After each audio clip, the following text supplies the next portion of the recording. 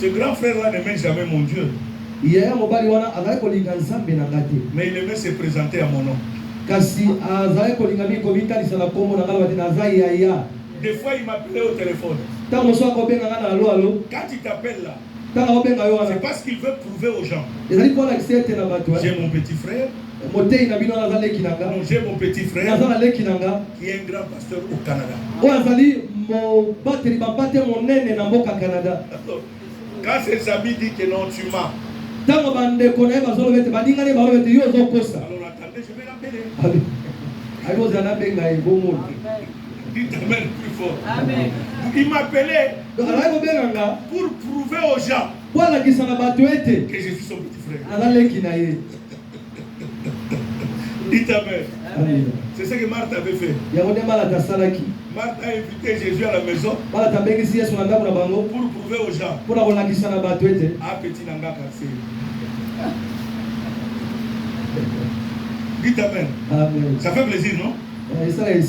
Mais dans sa tête, il n'y avait jamais le salut. C'est pour cela que Jésus lui a répondu.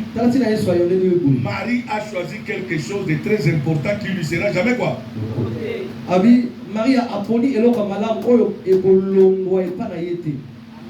C'est parce que dans sa tête, l'idée d'invitation de Jésus, c'était pour se vanter devant les gens. Votre Jésus que vous courez derrière là. Moi, je ne peux pas courir derrière lui. C'est mon petit frère. D'ailleurs, c'est c'est l'ami de mon petit frère. Attendez, je vais l'inviter, il va venir manger à la maison. Or, Jésus, c'est un enfant bien éduqué. Même la grande sœur du quartier reste quoi? Grande sœur. C'est comme ça quand Marthe a invité Jésus. Jésus a dit à Marc que je vais venir. Marthe croyait que Jésus allait venir seul. Tout le monde qui suivait Jésus sont entrés dans la maison. Il s'est rendu compte que tout le budget qu'il avait fait pour la maison pour un mois doit finir en un jour. Il a commencé à préparer. Et ça ne terminait pas. En fonction du foule qui était là. Parce qu'il ne pouvait pas servir Jésus seul. Mais Jésus est venu pour sauver la famille. Alléluia. Amen. Jésus, quand il vient dans ta maison, l'objectif de Dieu, c'est sauver toute la famille. Raison pour laquelle Paul le dit dans Actes des Apôtres, 16:31. Crois au Seigneur Jésus.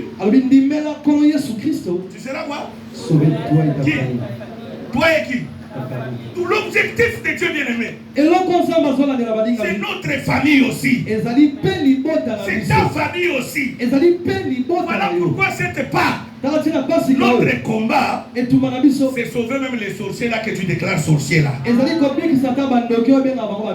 Parce que si tu as moins de sorciers, ta bénédiction va durer. Mais si tu as beaucoup de sorciers, le combat aussi devient quoi?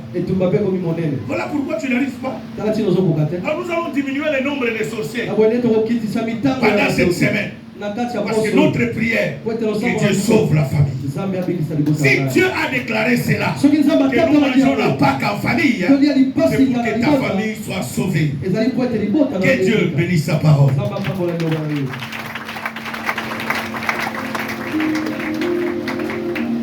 Mets-toi debout, nous allons adorer le Seigneur.